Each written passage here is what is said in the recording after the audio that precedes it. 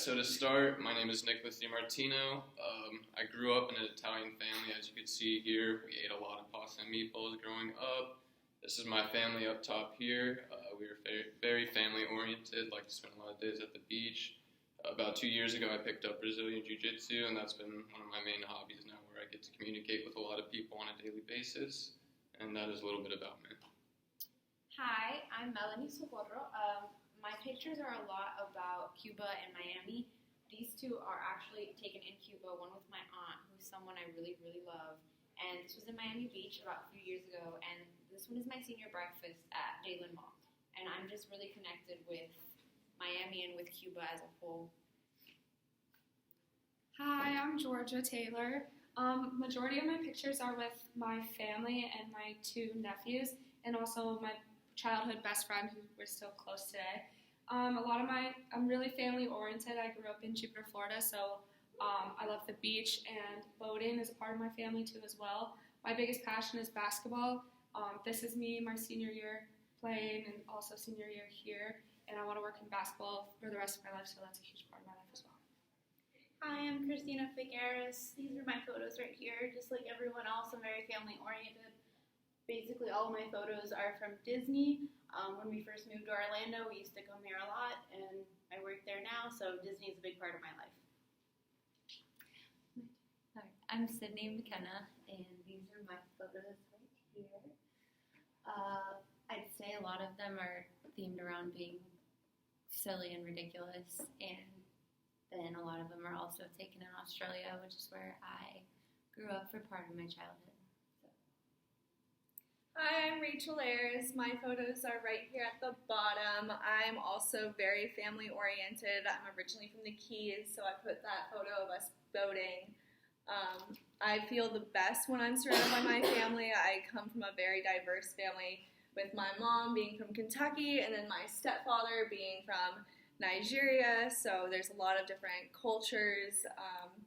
And I just love being with my friends and family and being social, making dinner, having drinks, going out. It's just something that's very culturally within my family, I'd say. So from there, throughout this project, we were talking about our conflict styles and comparing one another's conflict styles. And one of the first things we found was that we've got 3 people here in the compromise section, me being a part of that.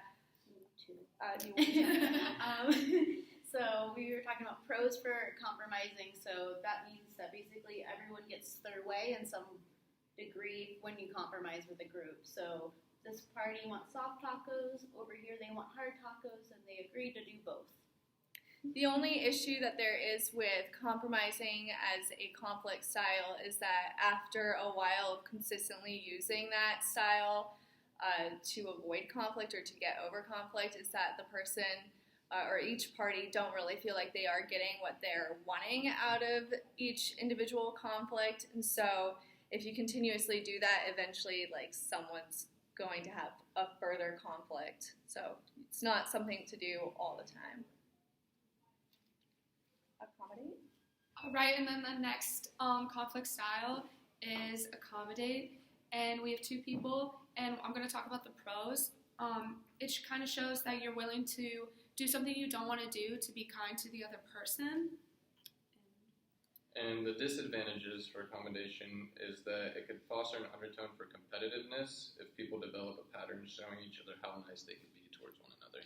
So our picture shows someone helping someone else over the wall and them staying behind just to help the other person. And my solo conflict style is avoidance. It shows a little guy sitting over there on the floor by himself, closed off from conflict and communication. So there's a lot of negative there.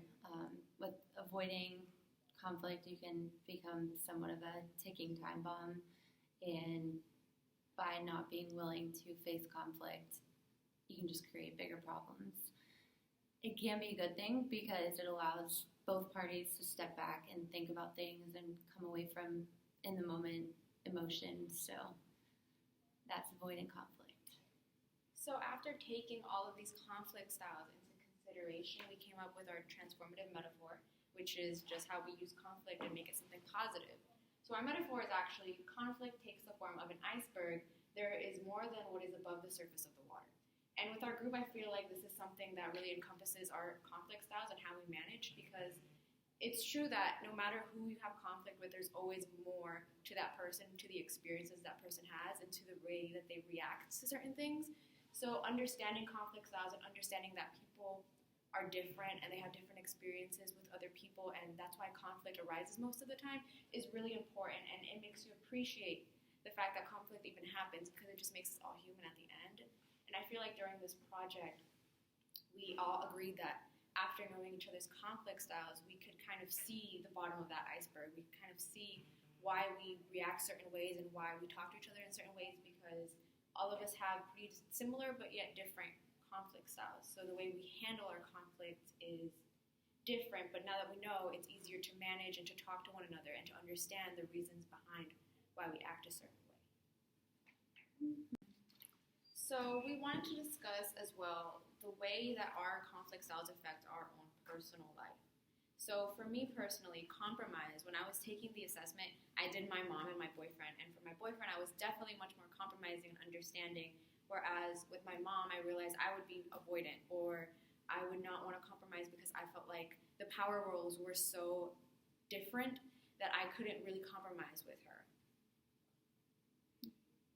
Well, building on that, I also decided to go with my mom and my girlfriend for 2 modes of comparison for my conflict style, and I equally avoid both, and I think that is more a reflection of my discomfort with conflict than either of them, because they definitely are both very comfortable with conflict.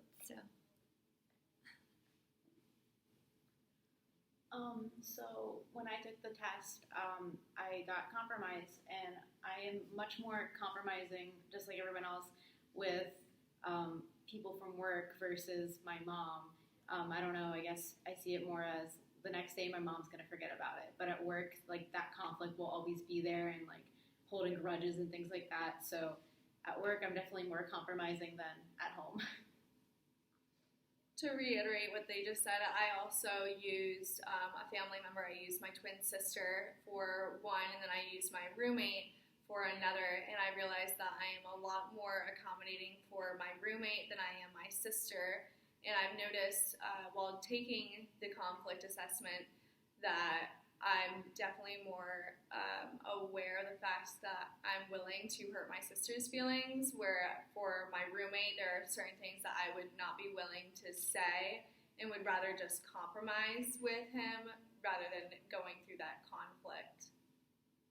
To add on, when I was taking the assessment, I compared my mom and my best friend, and I realized that I was much more accommodating to my mother, because with me and my best friend, we have a very open conversation, and when we have a problem with each other, we just come to each other with it, and I think that helps with my conflict management. But with my mom, it's much different. If I tell her that I don't want to do something, or that what she wants to do is not something that I want to do, I found out that I majority of the time go along with whatever she says just to avoid conflict with her.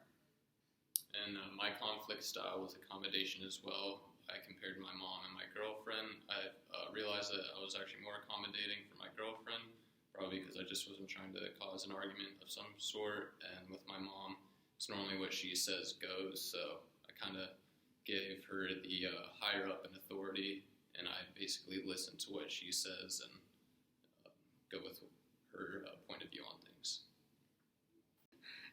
Thanks Thanks for watching. Bye from Group.